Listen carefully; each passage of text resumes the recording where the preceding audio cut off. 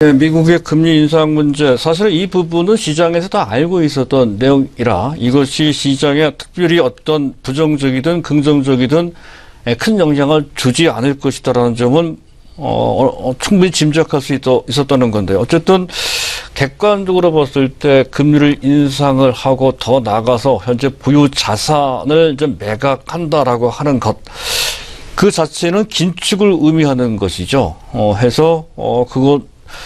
기존 현재 정책 측면에서 봤을 때 이것은 상당히 부담이 될 수도 있었던, 사실상은 유일하게 남아있는 악재라고 할 수 있는 그런 상태입니다. 현재 6월 달에 금리 인상을 soon이라고 표현을 했죠. 조만간 인상한다. 이 얘기는 6월 달에 인상한다는 얘기로 비춰지고요. 그 확률은 83% 정도 된다고 합니다. 이 정도면 거의 확실시 된다는 거죠. 더 나아가서 의사력 중에는 부유자산 매각, 지금 현재 연준이 갖고 있는 MBS 주택 저당증권입니다. 그리고 국채의 규모가 4조 5천억 달러 정도 된다는 것이죠. 3차례에 걸친 양적 완화를 통해서 그런 정도로까지 과다할 정도로 자산이 많다는 것이 지적되고 있다는 건데, 그것을 줄이기로 포괄적으로 좀 합의를 했다 하는 건데요. 그 시기나 기간 또는 현재 규모 등을 구체적으로 결정하지는 않았습니다. 일단 잠정적으로 합의했다 하는 정도인데, 다만 한 가지, 지금 현재 갖고 있는 자산을 매각하는 방식이 아닌 만기 채권이 만기 도래했을 때 그 채권을 재투자하는 것을 중단하는 방식으로 한다는 것이죠. 시장의 충격을 어느 정도 의식한 것으로 볼 수가 있습니다. 근데 여기서 의미를 한번 짚어볼 필요가 있다는 것이죠. 앞에서 말씀드렸듯이 이것은 양적 완화와 전혀 반대 방향의 개념입니다. 현재 양적 완화가 아닌 양적 긴축 내지 양적 완화, QE라고 이제 볼 수 있는 그런 현재 정책이라고 하는 것이죠. 그간 약 벌써 8년 동안 지속되고 있는 경기 회복 및 그에 따른 주가 상승, 대세적인 상승이죠. 그 기반이 양적 완화였다고 한다면, 양적 완화의 방향이 바뀐 양적 완화가 나올 때는 정책 긴축 기조로 돌아서는 것으로 볼 수 있어서 그것이 큰 악재가 될 수 있다 하는 건데요. 이 점은 그전에도 말씀을 드렸었죠. 심리적인 충격이 있고 실물적인 충격이 있다. 심리적인 억제력 및 실물적인 억제력이 있다. 이런 말씀이었던 건데요. 일단 심리적인 충격에 대한 경험은 우리가 해봤었죠. 작년, 재작년, 2015년 12월 달 첫 금리 인상을 할 때 전 세계 금융시장은 요동을 침범했었고요. 바로 그런 충격을 의식했는지 그 다음에 곧바로 금리 인상을 단행하지 못한 채 1년을 더 연장을 합니다. 해서 작년 12월 달 트럼프 랠리가 시작된 지 얼마 안 됐을 때 금리를 재차 인상하면서 금리 상한제를 한 단계 더 인상하는 식으로 갔습니다.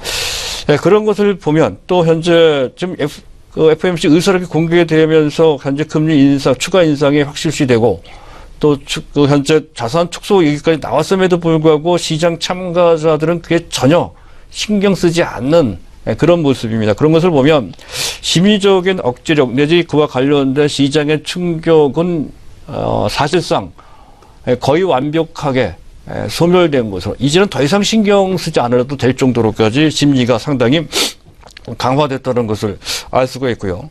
또 실물적인 충격도 한번 생각을 해볼 필요가 있다는 것. 실질적으로 실물에 긴축이 미치는 영향 때문에 실물 부분이 억제되는 것은 한참 뒤에 나타난다는 것이죠. 역사적인 사례로 봤을 때 2004년도 정도가 대표적인 케이스입니다. 2004년도에서 2006년도 2년 약간 넘는 정도 기간 동안에 금리는 17차례 연속 0.25%포인트씩 매 FOMC마다 올렸습니다.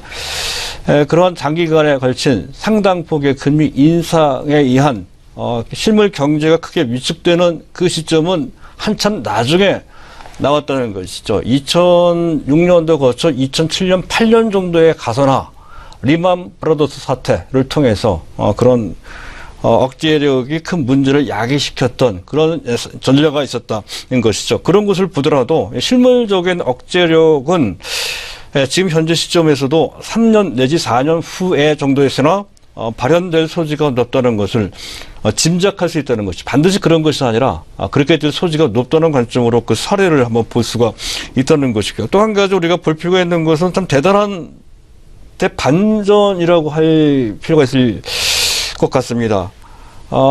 많은 미국 금융시장 내 석학들 중 현재 비관론자들이 있죠. 루비니 교수도 있고요. 마크 파버 같은 사람도 있고요. 조지 소로스도 그렇습니다. 심지어는 전 재무장관을 역임했던 레리 서머스 같은 이들도 상당히 비관적인 현재 지금 시장 상황을 강조했던 사람들입니다. 그중에서도 또 합리적인 비관론자로서 로버트 실러 교수가 있다는 것이죠. 지금으로부터 4년 전에 그와 관련된 주제로 노벨 경제학상까지 받은 양반입니다.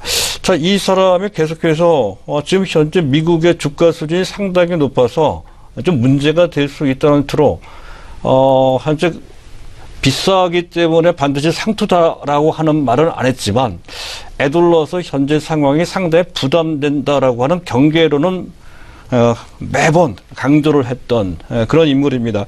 자, 이 사람이 최근 들어 이런 전향을 할 줄은 상상하기도 어려울 정도로 아주 강하게 현재 상황을 긍정적으로 표현을 했습니다. 이런 정도라면 전향이라고 할 수 있을 정도고요. 어떤 측면에서 봤을 때는 뭐 백기투항이나 마찬가지일 정도까지 현재 그 전향이라고 이제 판단이 됩니다. 물론 학자적인 소신은 여전히 지켰습니다. 현재 미국의 주가 수준은 또 전 세계 금융시장도 마찬가지입니다. 매우 비싸다는 거죠. 매우 비싸지만 그러나 상투는 아니다. 이런 관점입니다. 경기조정 PER, 주가 수익 비율입니다. 경기조정 주가 수익 비율이라고 해서 그가 만든 현재 카페 지수라는 게 있습니다. 그 카페 지수로 현재 경기조정 PER을 계산해 보면 미국의 경기조정 주가 비율은 29배 정도 된다는 건데요. 이런 정도면 미국 증시 역사상 두 번째로 높은 수준이라는 것이 조금 더 지나면 첫 번째로 높은 수준으로까지 상당히 현재 지금 주가 비율이 높다는 것이죠. 그렇게 이제 비싸긴 하지만 현재 상황으로 봤을 때 이 상태에서도 한 10% 20%도 아닙니다. 여태까지 나온 그 어떠한 전망보다 상당히 강한 전망을 내놨습니다. 50%나 추가 상승이 가능하다. 상당히 보수적으로 나왔던 분이 이런 정도로 강하게 얘기하리라고는 상상치 못할 정도의 지금 나스닥 지수를 봤을 때는 거의 10,000포인트 간다는 얘기가 되는 거죠. 그런 정도. 지금 현재 지금 다우지수로 봤을 때는 30,000포인트 가까이 이제 넘을 수도 있다는 거죠. 그렇게 올라갈 수 있다는 전망을 내놓은 것이나 마찬가지다 하는 것이고요. 그리고 이러한 강세장은 앞으로 상당 기간, 수년간 유지될 것이다. 이렇게 이제 전망을 하고 있습니다.